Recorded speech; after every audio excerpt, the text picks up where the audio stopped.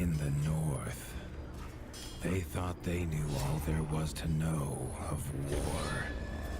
Until the War of the Rift. While the Southern King hid, warm in his keep, the Darkwings cut their bloody trail from frozen north to winter's edge. Alone, the Warden and his small garrison turned their whiskers to the icy wind. At the end of hope, in a last barrage, they wiped Batkind from the land and memory. With no sign of the Darkwing's return, in time, few believed them little more than a fairy's tale. But at Mount Cauldron, time had been all they needed. An old enemy claws free of their icy tomb and hungers for vengeance. But not all is lost. King Rattus brings north a cause for hope. A bastard prince, placed in the paws of the Warden of the Wastes to raise as his own. A secret of blood never to be told. Now, fate calls for a hero in a murderous screech. And one young rat will answer.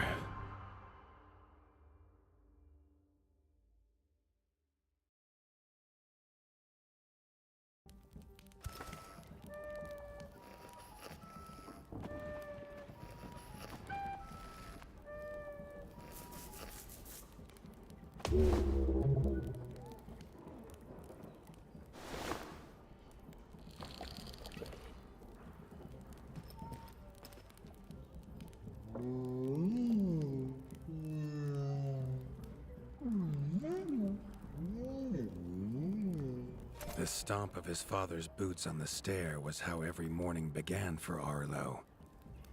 The booming shout to ready himself was louder still. But such was Lord Eivor's zeal at a new day. Dawn was breaking over winter's edge, and Arlo was yet to miss one.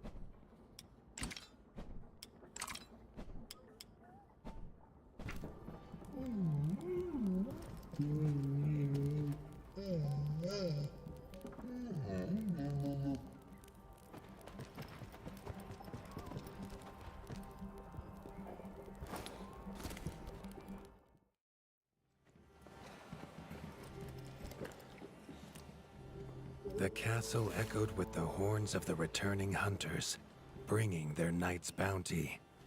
Arlo's little heart quickened to hear it. The only thrill to be found inside the high walls was a hunter's tales of what lay beyond them.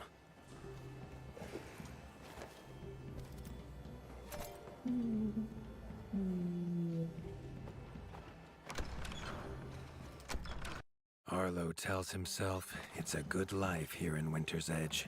The bustling of contented ratfolk, the crisp mountain air, and without the endless scourge of frogs the southerners suffer.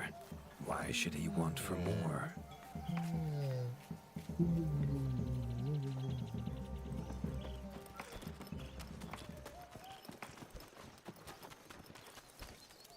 There was no time for tales of the hunt today. Lord Eivor was already dividing what was an excellent haul, happy to see his people provided for. Arlo longed only to join the hunt, to see the Ratdom or even the lands beyond. His father called it a fool's wish. Arlo's destiny was unshakable, much like the keep that would become his by birthright.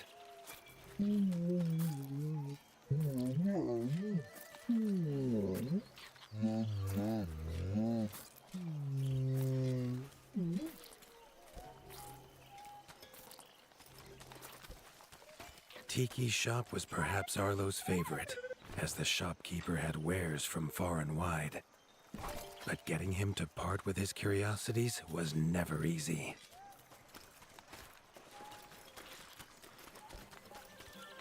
Arlo has no memory of his mother, but Hilda's food was a true taste of maternal kindness. With the right ingredients, she would make meals nourishing to body and soul.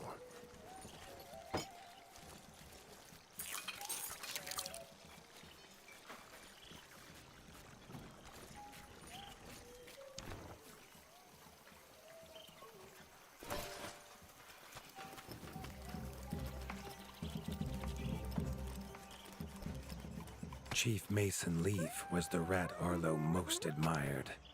As younger brother to Lord Eivor, his carefree uncle never faced the burden of being Warden of the Wastes. With walls this strong, his duties were light, leaving him plenty of time for his nephew. Krunk was a rat's rat, with no interests beyond his forge. If you have the parts, this master crafts rat can make armor and weapons that would see off a sky scorcher bite, or so he claims. Arlo wondered how well they'd do against something that wasn't a myth.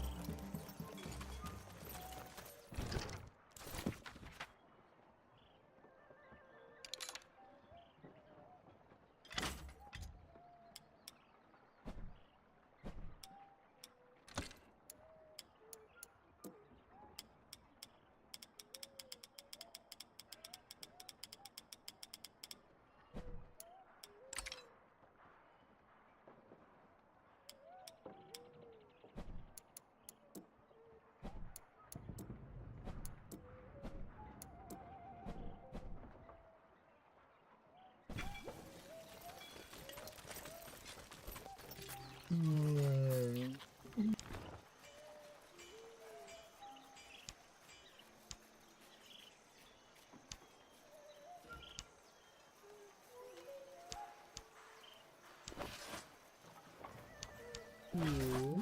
hunters had brought unwelcome news. A family of the reviled creatures ratfolk called backstabbers had moved into the wastes. Eivor told his son to fetch his weapons.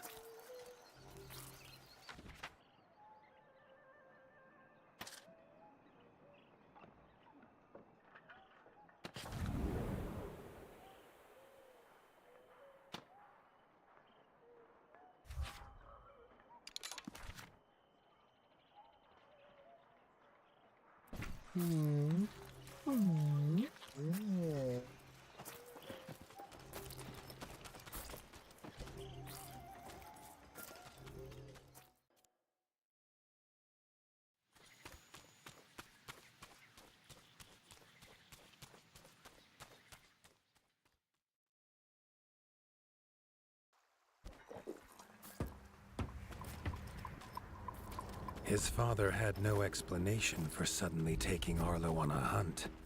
It even gave the hunters pause. Arlo had been taught to fight, and better than most. But rarely had he been tested. He was determined to prove himself. The rugged terrain of the outskirts could have taken all day to traverse, but Arlo's trusty grappling hook allowed him to swing between its many crevices.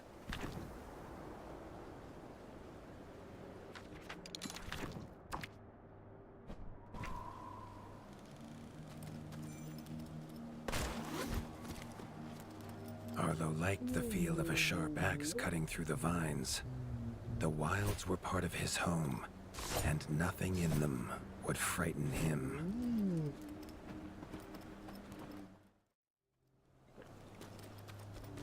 The famous frostberry bushes of the wastes were in full fruit already.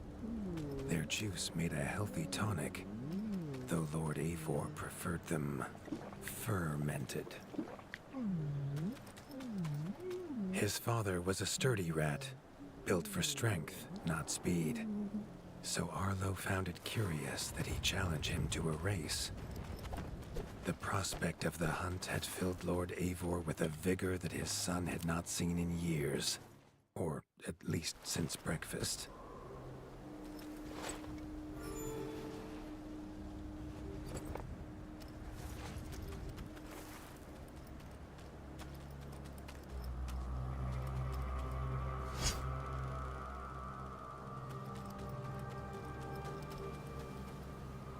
A warden fights the hardest battles, he told Arlo, and needs the sharpest blade. With that, Eivor gifted Arlo his own sharpening whetstone.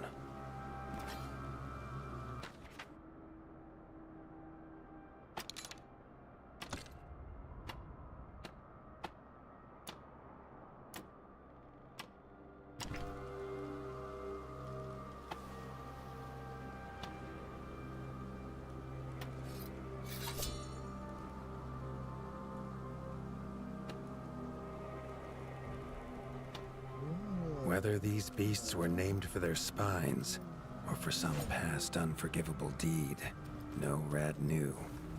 Either way, Arlo was about to find himself at the pointy ends of this brood. Even young backstabber red attacks were brutal, but a well-timed dodge would see Arlo escape unscathed.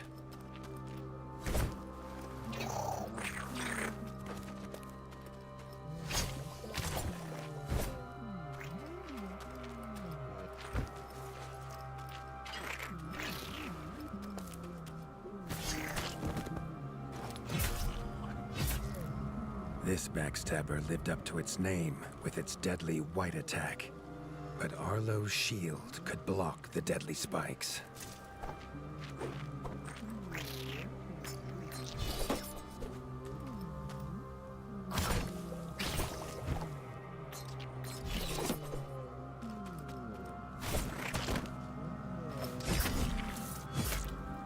This young one used vicious yellow attacks.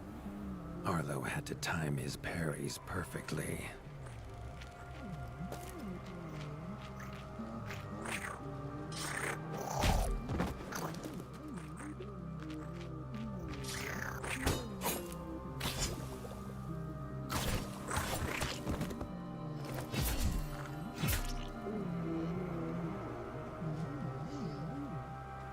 This mother had left her young to fight alone, but the same could not be said of Lord Eivor as he leapt to his son's side.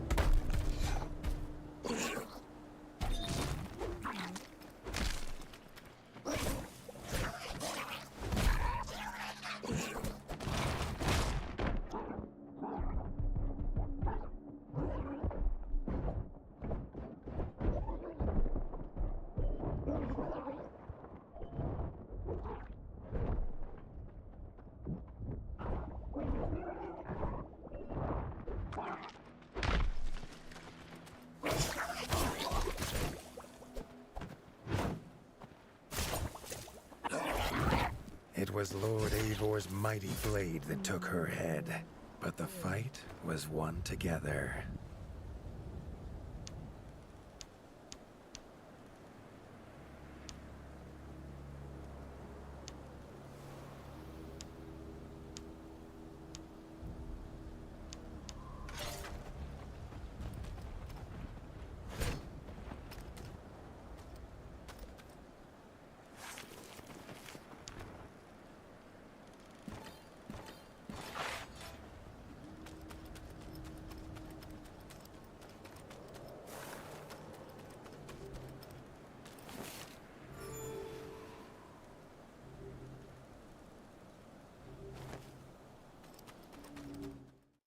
Arlo basked in his father's pride, almost as warm as at the fire inside Winter's Edge.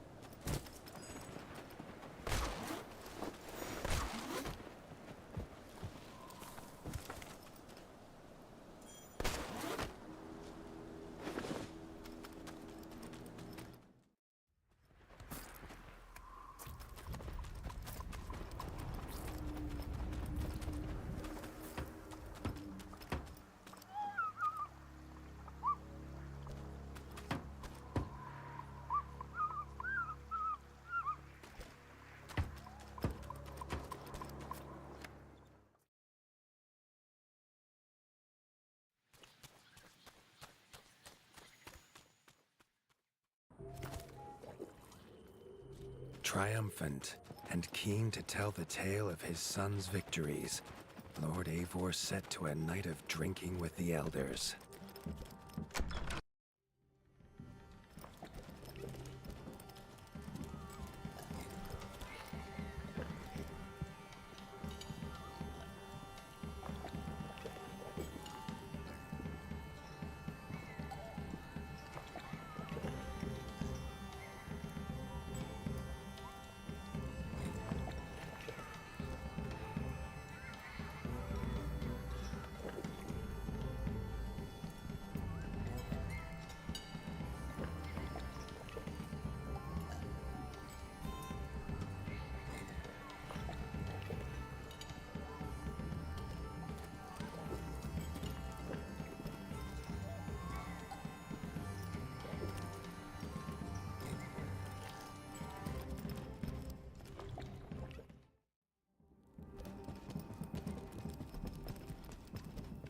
Arlo was reluctant to return to his bed, wondering how long he must wait to hunt again.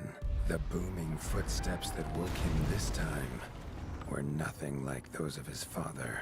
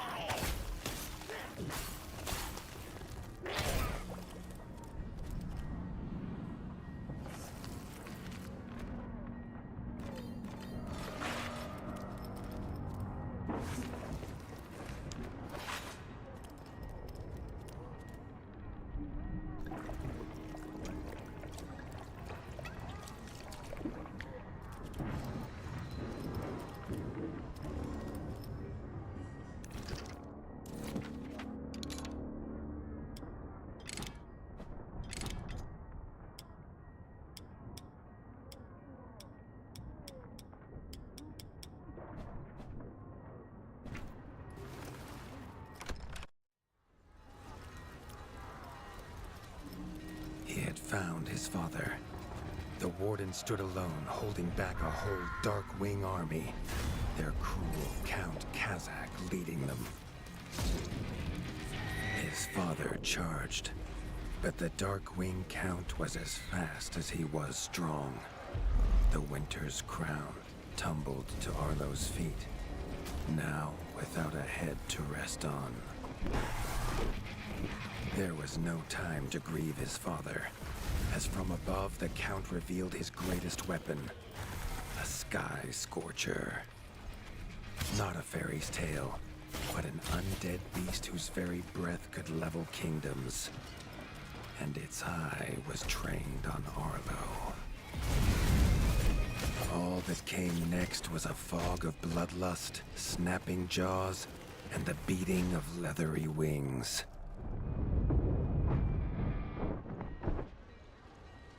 But there could be no victory. Arlo awoke, groggy and warm to his father's shouts. Only he wasn't in bed. The warmth was from the fire that had engulfed Winter's Edge, and the shouts were his uncle's. The only other survivor of the Darkwing attack, Leaf was bruised and his hind paws barely steady. He'd seen villagers flee to the outskirts. Arlo knew it was up to him to make them safe.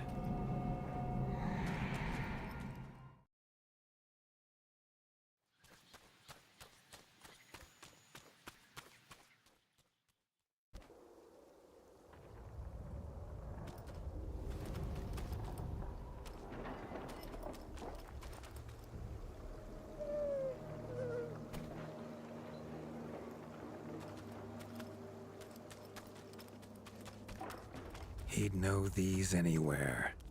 Krunk's smithy hammer and Hilda's chef's knife. Arlo wondered why they would leave them here.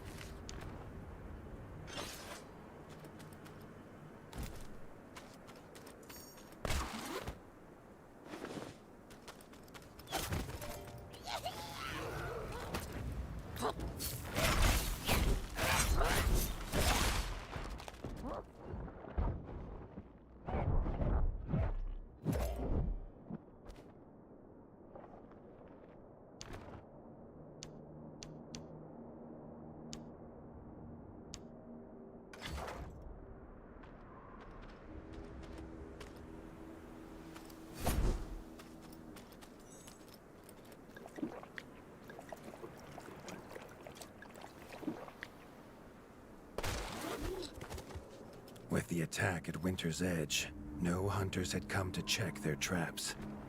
Arlo thought he might find a use for them.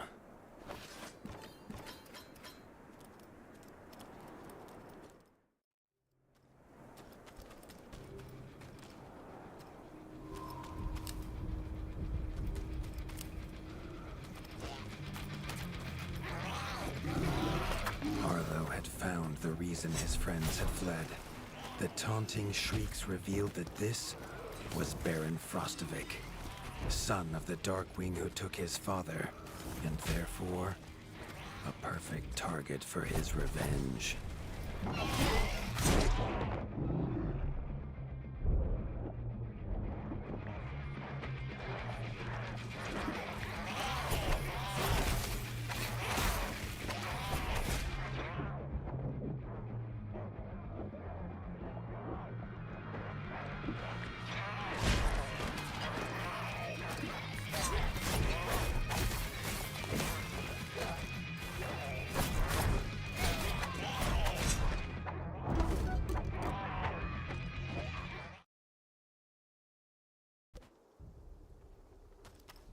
He'd know these anywhere. Krunk's smithy hammer and Hilda's chef's knife. Arlo wondered why they would leave them here.